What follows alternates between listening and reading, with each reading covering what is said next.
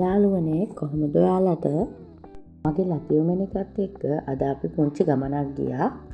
නැන්දලත් ඇවිල්ලා හිටපු නිසා අපි රිදියගම සපාරිය බලන්න ගියා. සූරියවැව ටවුන් එකේ ඉඳලා කිලෝමීටර් 10ක් වගේ දුරින් රිදියගම සපාරිය බලන්න යන්න පුළුවන්. ඔයාලා හැමෝටම හරිම ලස්සන තැනක්. මම ඉතින් වීඩියෝ එක ගද්දී මගේ ලතියුමෙන එක යාගේ බාප්පි එක්ක ආවා. අපි ටිකට් කවුන්ටර් එක ළඟට ගියා. මම ඔයාලට ටිකට් එකක මිල ඒ ටික වීඩියෝ එකේ දාන්නම් බලන්න.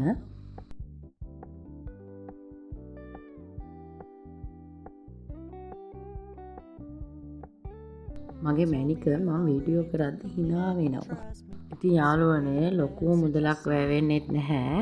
දරන්න පුළුවන් මුදලක් තියෙන්නේ. අපි හැමෝම බස් එකේ ගියේ. බස් එකේ නැගලා අපි හිටියා. බස් එකට නැගලා අපි ඉතින් සත්තු බලන්න ගියා. සිංහයෝ ඉතින් හිටියා. සිංහ පැටව් හිටියා. මගේ ලතියුමෙනිකත් සත්තු දිහා හරි දඟලන්නේ නැතුව හරි හොඳට බැලුවා.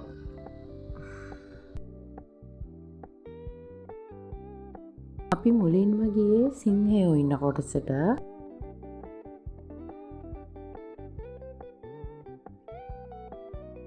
යාළුවනේ හරිම ලස්සනයි. අපි කූඩු කරලා සත්තු නිදැල්ලේකින් ඉන්නවා. පෝනියෝ, බූරුවෝ, මුවෝ සත්තු ගොඩාක් ඉන්නවා යාළුවනේ. කුළුමී හරක්, කුරුළු ලෝකේ ලොකුම කුරුල්ලත් හිටියා පැස්බරා. විවිධ සත්තු ගොඩක් ඉන්නවා යාළුවනේ. බලන්න වීඩියෝ එක.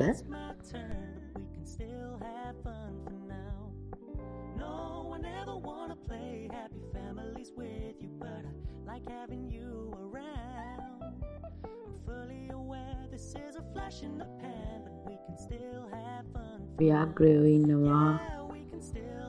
එයාලට රස්නේ දරා ගන්න බැරුව වතුරේ බැහැලා තමයි ඉන්නේ. බලන්න යාළුවනේ.